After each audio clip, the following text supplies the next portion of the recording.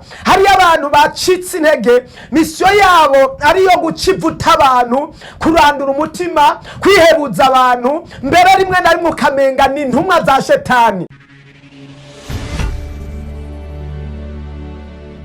Turabaye kaze mwebwe mwese abakunzi b'ikiganiro gusenga guhindura ibintu. Jewe ndakibashirikiza nkaba nitwa Pastor Nduwimana Joseph.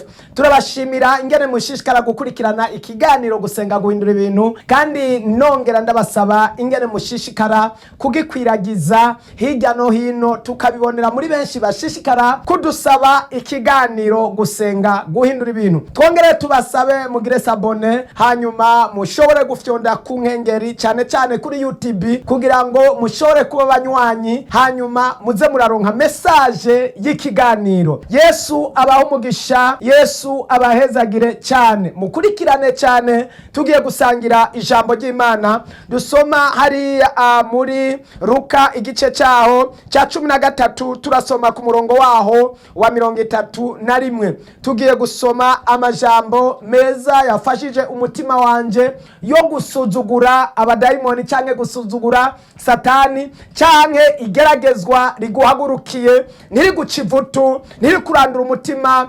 kwihebeuze, ntubone kumenga karabaye. Oya, nimba ufise Kristo Yesu cyangwa ukagira umutima Yesu yarafise, uracyafise intsinzi mu buzima bwawe. Nasomye ijambo ry'Imana riranezera rivuga ngo mugire umutima umwe wari muri Kristo Yesu. Haleluya, Mana ishimwe. Nimba turabana biwe cyangwa turaba abaraganwa nawe, dutegerezwa kugira umutima umwe Yesu yarafise.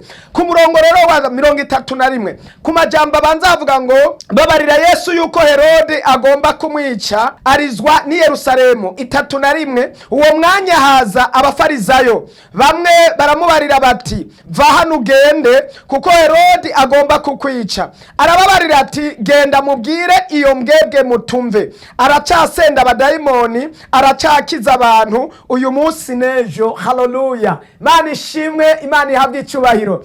Iri jambo ryanejereje umutima wanje, icoma abantu bagahagara ku ijambo ry'Imana. Uyu namakuru ya Yesu hamwe n'ikiganiro cyabaye ku bantu batatu. Uwa mbere ni n'abafarizayo baje kuri Yesu, bamwe baraza. Hari abantu bacitse intege, misiyo yabo ariyo gucivuta abantu, kurandura umutima, kwihebuza abantu, mbere rimwe na rimwe ukamenga ni intumwa za shetani. Baza kuri Yesu baramubarira ngo ewe Yesu we, vuduka uhunge karabaye, Herode araje kandi agomba kukwica. Kristo Yesu ndamukunda. Icoma nawe uyu mwanya ukagira umutima nk'uwo Yesu yarafise.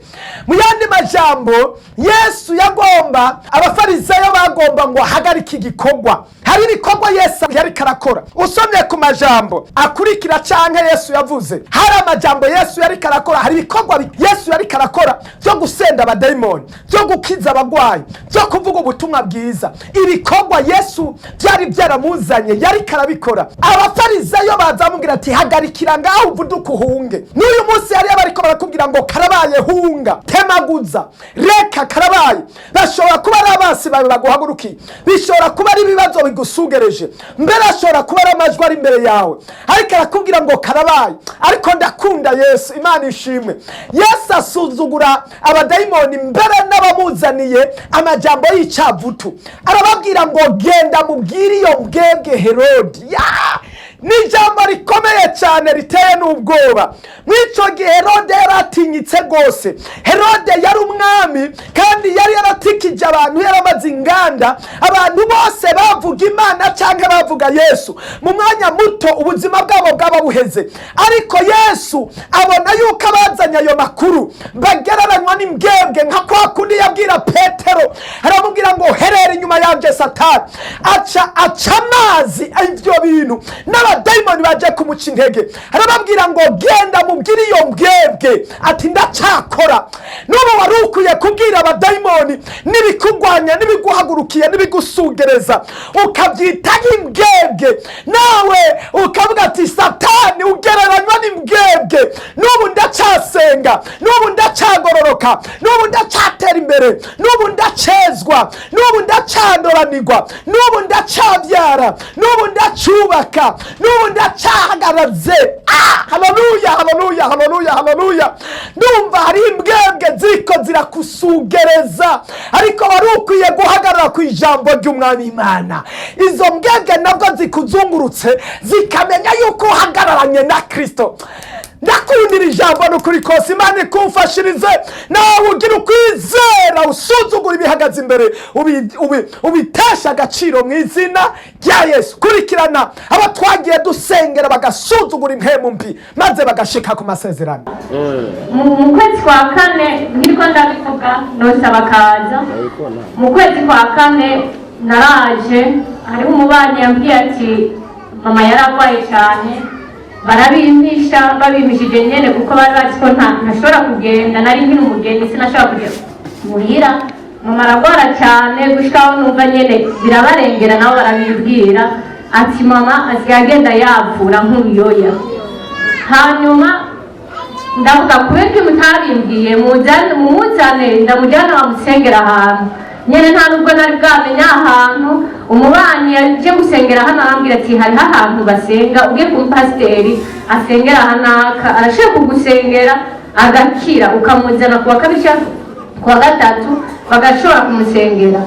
Rero kuko nyene murabizi utaremera ntuburemera, ayimeze nabi ndicara narindira saa 10 iragera, ndarindira ndashikirwa, nshitse imbere y'umukozi w'Imana aransengera, arambwira nyene kandi arambwira ikintu cya mbere cyanezereye cyane. Yambwiye ati wowe ntiwazanywe n'iby'iwawe, wazanywe n'ibya mama wawe. Amena.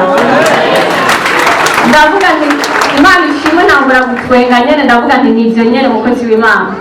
Hama aravuga ati reka tumusengere, turamusengera. Arambwira ati mama wawe agwaye mu mavi baramurotse. Ndavuga nti Imana ishimwe. Hama ati reka tumusengere, hama turamusengera jewe n'umupapa wacu. Byari n'ibya mbere ndanamubonye, nta n'uwo narinzi. Hama turasenga, arambwira ati ndabonye ibintu biduga nk'ibivumvuri mu mutwe byinshi biragiye. Ngo amavuta ya hano hantu murabyumva, muze ngo amavuta ya hano hantu igitumye mpagarara hano hantu, igitumye mpamvu y'Imana ndongorera kuza hano hantu. Nari bwa mbere munyoye muri ino shengero, ariko akandongora ati shingina ntabyo navuye muhira nteguye pe, navuye muhira nje gusenga gusa. Ndamubwira nti ngo ngiye kukwereka umukozi w'Imana yagusengeye. Ndashima Imana kuko sinari nzi ko nzogaruka inyujugu, kandi ndashima Imana muri n'ahandi baramfashije. Abakristo ni beza cyane, abakristo ni beza cyane.